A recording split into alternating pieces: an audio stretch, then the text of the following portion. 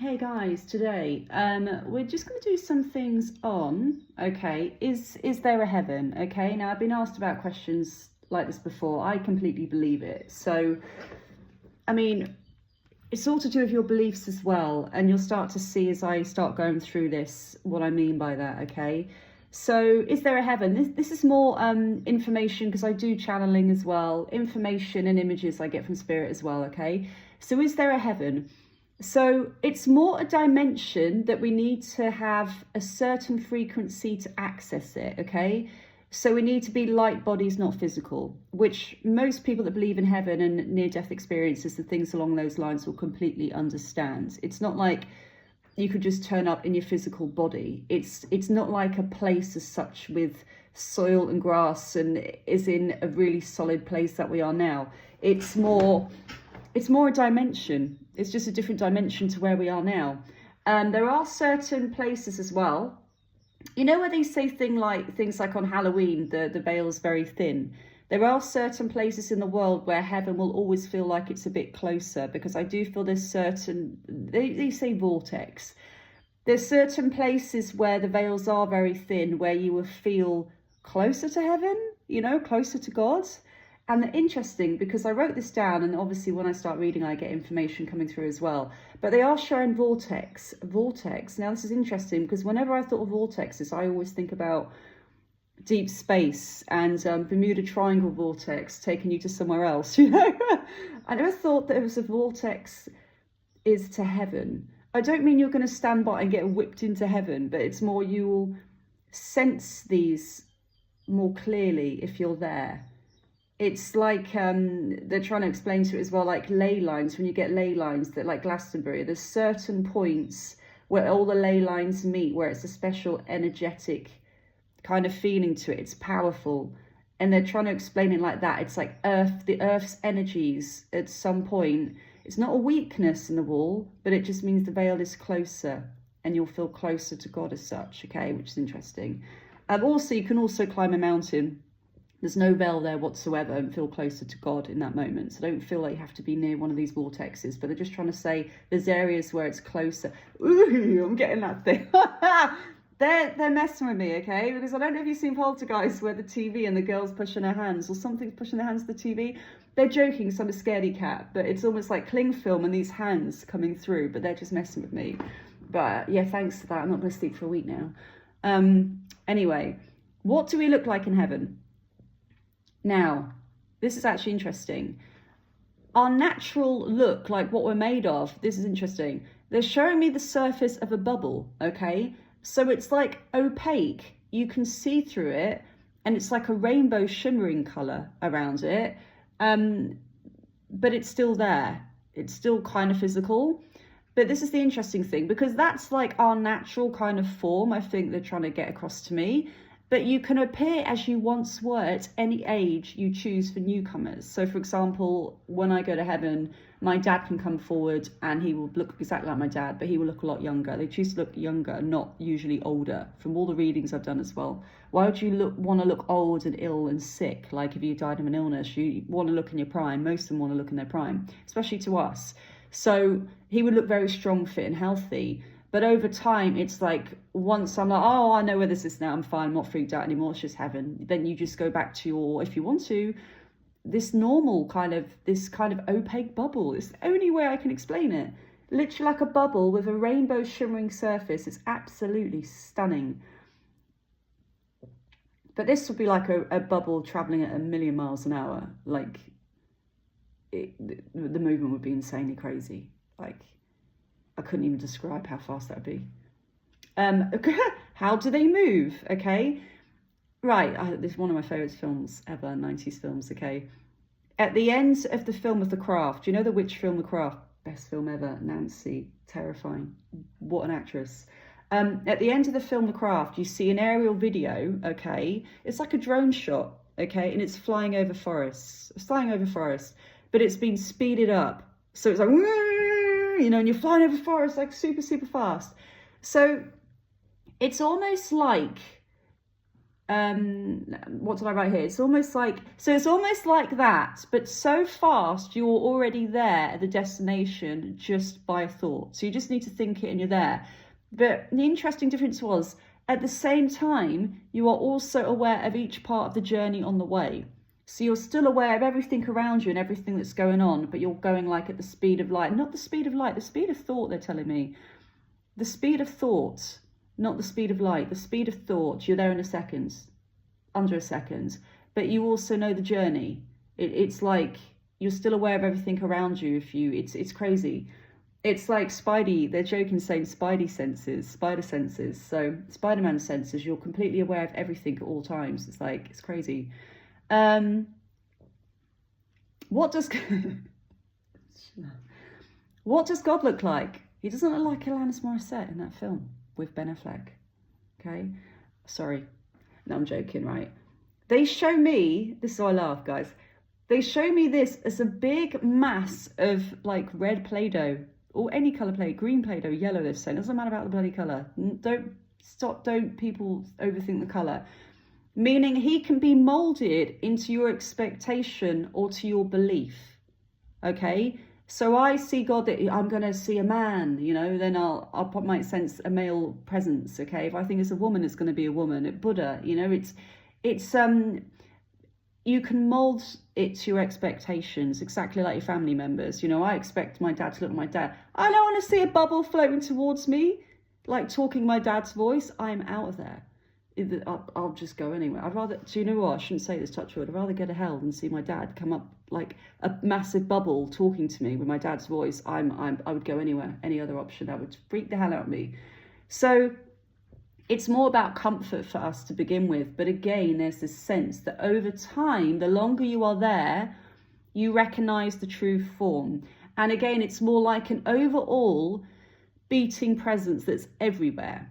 Now, how they try to explain this, I'm going to go into that in a minute, actually, because let's just see, I didn't delete that bit because that was probably the best information there.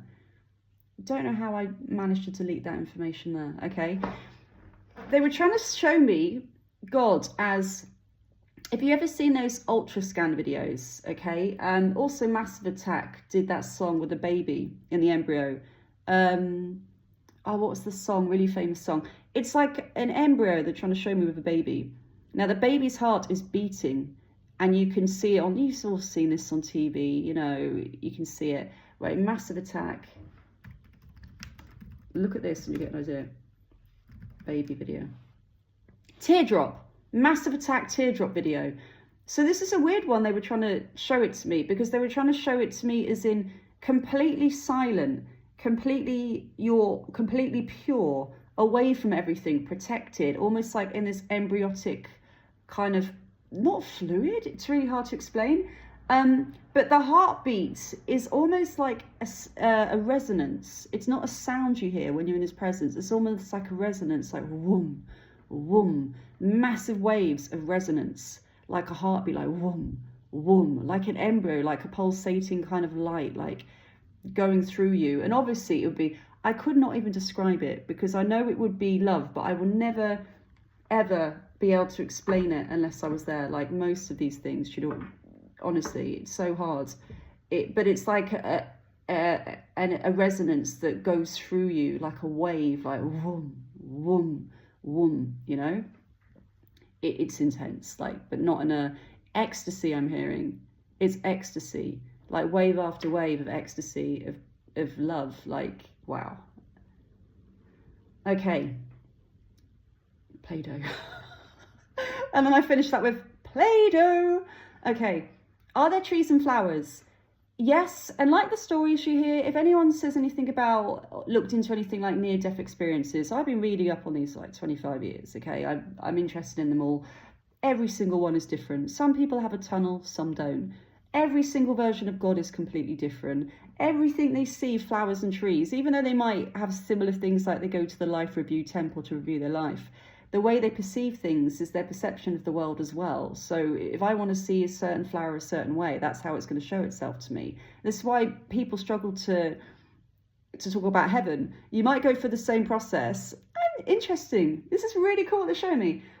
They're showing me it's like going into a supermarket. You all have to go through the front door. In the supermarket, there's hundreds of different options. You all each choose your option, but you all have to come out and pay unless you're dodgy and do a runner. All right, don't do that. Don't get, don't steal unless it's hard. So anyway, so that's a really good way of showing it to me. We all go in like the same entrance. We all can have our own experiences throughout, but overall we kind of do the same process, if that makes sense. That's an amazing way. I love you guys. Why can't you give me guidance like this when I need it? God, I'm terrible at giving myself guidance. I can't do it. So it's like that. It's really interesting. And what I really liked about this, they showed me again. Oh, okay, guys, stop, 'cause I'm getting cold. You get I'm freezing now. The goosebump thing again is always when they're here. You know, I might do readings sometimes, so when it comes through, it's usually a sign saying, yes, make them know this for sure. Tell them. The tree itself is actually bark. So it's actually tree bark. And I don't know if you've ever seen tree bark, like redwoods or things. You go and look closely and the bark sticks out and there's gaps between the bark. When you look between the bark, it's actually a light energy. It's like these tiny rivulets of silver life force. The force. I've got 3 lightsabers, by the way, I bought. It's like life force moving through it. Like the tree is actually alive. You can see the life force of the tree. It's actually living. Now, lots of the people that did near-death experiences says the flowers are like nothing you've ever seen in your life. The colours, it's like they're alive. And I didn't get it. Like alive, like what? They move, they talk to you, they say hi. But no, it's more, you can see the life in them, the life force. And they're trying to show me it's this silver veins in the tree. It's beautiful silver. It's like molten silver mixed with diamonds. It's stunning. It's the kind of ring I'd want to get if I ever got married, because that is really beautiful. Do you live in houses? You don't need to. You don't need to live in a house, okay? Again, it's like your presence can be anywhere at any time. There's no need for anything physical as you are constantly awake as such, okay? There's no need for sleep. There's no need for food. But again, you can mold things to your liking. So you can create houses if you want to, you know? You can if you want. You can if you want. I remember my dad came through. I adore my dad. I lost him at 19. Get emotional. But he came through, and I remember he cut the medium off early because I asked, could you tell Sean, sorry, I'm going out with the lads on the boat. We've got a boat. We're going to go do go fishing. We've got a couple of beers. I'm like, Dad, are you kidding me? I just paid like 90, 100 for this medium and you're sodding off to go on a boat fishing with your mates. Like, that was so rude. So yes, there are things like that. You still have the same experiences if you want to, okay? Are there pets? No one freak out. They see them there. I'm hearing it as companions. So they're still there. It's companions, not pets. In a way, I'm getting now that pets are seen as less than us. You know, not by everyone, but actually most people, to be honest. Unless you have a pet yourself, I'm obsessed with animals. My animals are my family. They are family. If you lose an animal, you are mourning almost like a member of your family. It's the most intense mourning and pain. Like, I'd cry for weeks, months over my kitten passing, you know. It's the most intense thing. So they're trying to say to them, it's not a pet, it's a companion. It's a companion. But I feel there is a way of saying, their way of saying, yeah, so they say companions. That's their way of saying, like, pets, okay? Now, they don't see them as animals there, more like another soul. Now, how they tried to show me, it was more visitation. So they showed me, depending on the soul, it could be like a 2-bed house. The pet is downstairs, and if you need to visit it, you just walk down the stairs, okay? Or if the soul is higher, some souls are more, are higher than we are. Apparently dolphins are highly evolved as well, and they're way more higher than some of our souls here. So again, we would have to go to meet them. Does that make sense? It's almost like they might not always be on the same plane, but we can visit them whenever we want. We can visit them. If the soul is higher, then you walk up the stairs. So I feel you have access to them on the different planes they could be on. There are different planes, different studying. It's a bit like, they're trying to show me now, you get primary school, college, university. They could be at university studying to do something absolutely amazing in another life, come back as a guide or something or anything, And then you could still be at primary school and you're still learning and you're a young soul, but you can still see each other all the time and meet them, you know. Also, we also have lots of other planets as well, and we don't always have to reincarnate on Earth. So I still see aliens. Don't like calling them aliens. I don't like calling them aliens. Trying to pretty much brothers and sisters that have just reincarnated on different planets, but we all go back to the same source. They're just like us. We're all related in some way. They just chose to reincarnate on a different planet. So, you know, same thing. And lastly, is there studying? Yes, because most people will say as well, I mean, you should know this, guys. If you read books, you'll know a lot about what I'm saying now anyway. I'm just trying to get extra information on it, on the basics. They showed me massive endless halls with desks, like big libraries where you can sit and study, and you can learn to come back and you can learn to be a guide in your next life. You know, you can stay there and be a guide, for example. And they were showing me something, this made me laugh so hard, because they showed me something that looked like an iPad. I'm like, what? Because I know they have a massive screening room there where it's like a big cinema, but I didn't know you could hold these things in your hands as well. They're trying to show me. I don't know, this is new technology, guys. It's an iPad where you look and learn about your whole life and even the feelings and emotions you felt at the time. So if you made someone happy or sad, you can actually feel that looking at these screens. What's amazing about these life review screens is you can also go back and forward on these. So you can go back and forward in your life with a memory. If you think, oh, I fell off my bike when I was 6, you can literally, you're there already, and you can kind of, don't have to feel pain. You don't have to feel pain, guys, but it's more, you can feel emotions on it. So it's really interesting. You can hop back and forth just by a thought. And I feel that's when it comes to training to be guides as well. Somebody that was higher up than you, they don't like to say higher like that, a teacher, should I say, can sit next to you and say, but you don't know this, Sean, but I'm going to take you back when you were 10 and this happened and I don't remember that memory, and they can, in a second it's there, and I can see how I made people feel, you know. So it's really interesting. But that's what I've got so far. So this is why I find heaven is so difficult, because near-death experiences, they're all completely different. Again, you get this supermarket thing, you usually get the tunnel, but when you're there, everyone's experience can be completely different. You know what I mean? So I do believe we can create a lot of it ourselves. I do, once we're there.